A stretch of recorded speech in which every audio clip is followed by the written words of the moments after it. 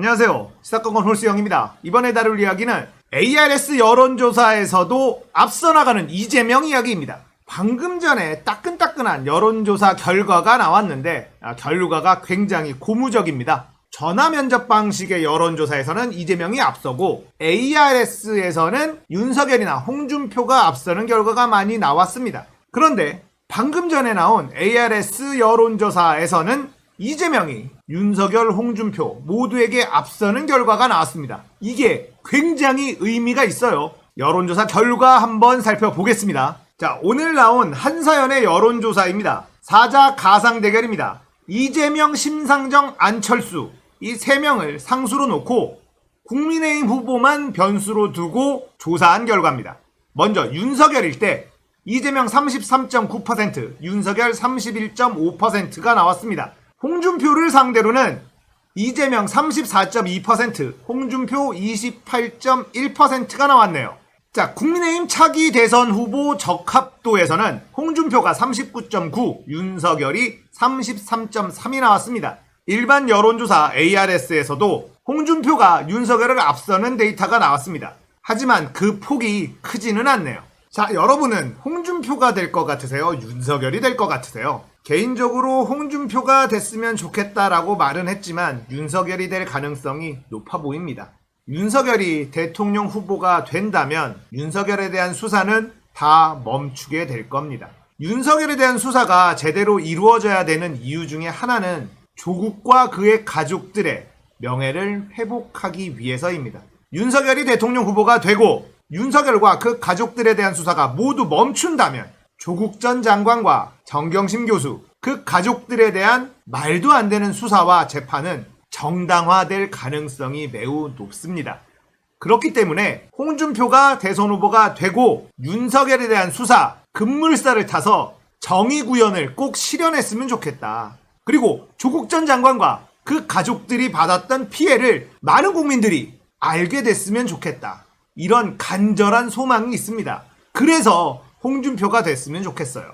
오늘 아침 뉴스공장에서 리얼미터의 이택수 대표, 윈지코리아의 박시영 대표 두 분이 나와서 이야기를 해줬는데 이택수 대표는 홍준표가 될 것 같다 이렇게 예측을 했고 박시영 대표는 윤석열이 될 것 같다 이렇게 예측을 했어요.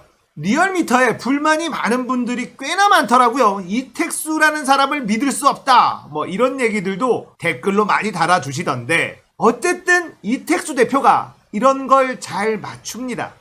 그래서 조금 희망을 가지게 됐어요. 꼭 홍준표가 됐으면 좋겠습니다.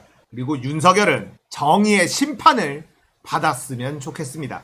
자, 또 다른 질문도 해봤습니다. 대장동 개발 사업 의혹 누구 책임이 더 크냐? 이재명 후보의 책임이 더 크다가 53.2%, 국민의힘 관련 정치인 및 거론되는 법조인의 책임이 더 크다 37.4%입니다.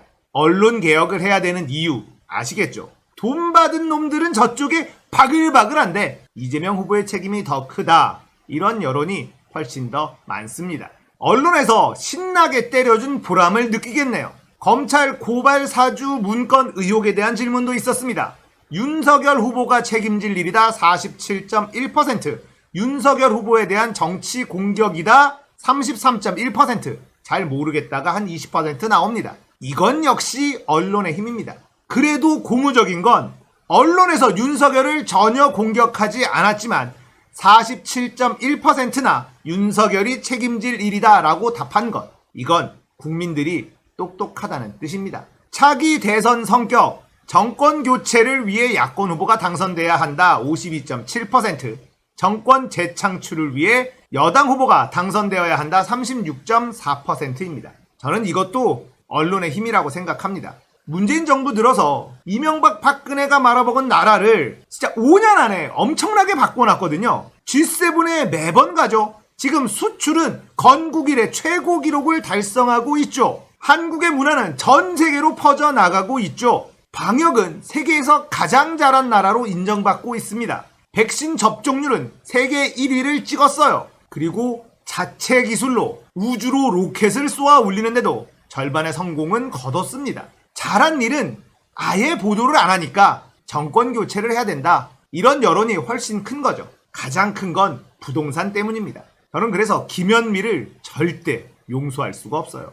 물론 김현미를 그 자리에 앉힌 건 문재인 대통령이기는 하죠. 부동산 정책에 대한 실패는 변명의 여지가 없기는 합니다. 제가 한번 따로 문재인 정부에서 부동산 값이 폭등한 이유에 대해서 정리해 드리도록 할게요. 전 세계가 부동산이 오른 건 맞지만 문재인 정부 김현미 국토부 장관의 엄청난 삽질이 있었던 것도 사실입니다. 그것도 쉽게 정리 한번 해드리겠습니다. 정당 지지도예요. 국민의힘이 36.2, 더불어민주당이 27.5, 국민의당이 7.9, 열린민주당이 6.1, 정의당 5.9.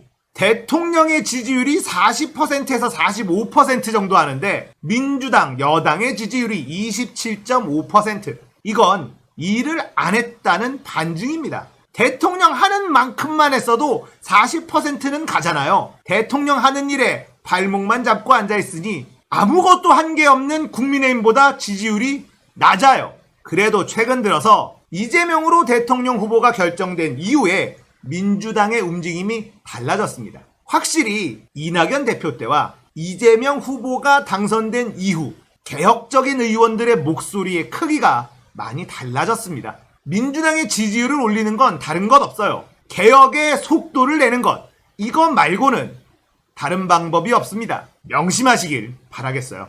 자, 이번 여론조사는 응답률이 6.8%입니다. ARS 조사치고는 꽤나 높은 응답률이네요. 낮은 건 3%대가 굉장히 많거든요. 윤석열이나 홍준표가 압도적으로 높은 여론조사 공정 거 한번 보시면요.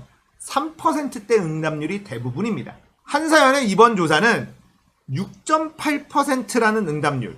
ARS 조사 중에서는 꽤나 신뢰할 수 있는 응답률이다라는 생각이 듭니다. ARS 조사에서도 홍준표, 윤석열을 모두 이기는 결과가 나왔다. 이건 굉장히 고무적인 일이에요. 지금 뉴스의 중심에는 윤석열, 홍준표, 국민의힘 후보들만 있거든요. 그런데도 이런 결과가 나왔다는 건 조금은 든든한 그런 결과다라는 생각이 듭니다. 윤석열이 될까, 홍준표가 될까? 누가 되든 쉬운 싸움은 아닙니다. 하지만 홍준표가 되는 게 좋겠다라는 말씀을 드렸어요. 윤석열이라는 사람이 대선 후보에 오른다는 것 자체가 국가의 망신이다. 이런 생각을 해봅니다. 이번 대선 정신 똑바로 차려야 됩니다. 여당이 180석이라는 압도적인 의석을 또 가질 수 있을까요? 21대 국회 전반은 그렇게 힘을 쓰지 못했습니다. 이번 대선을 반드시 이겨야 이 180석의 힘을 제대로 쓸 수 있을 거예요. 이 기회를 놓치면 대한민국은 엄청 뒤로 후퇴할 수밖에 없습니다. 우리가 진짜 정신을 똑바로 차려야 되는 이유입니다. 이재명이 바꾸는 세상 궁금하지 않으세요? 이재명이 성남시장 시절에 제 주변 성남에 사는 친구들이 만족도가 정말 높았습니다. 분당에 사는 친구들이었는데 성남민국이라고 부르더군요. 분당 사는 사람들은 성남과 분당을 별개로 생각하는 그런 경향이 있었어요. 그런데 이재명 성남시장 시절에는 분당을 성남이라고 불렀습니다.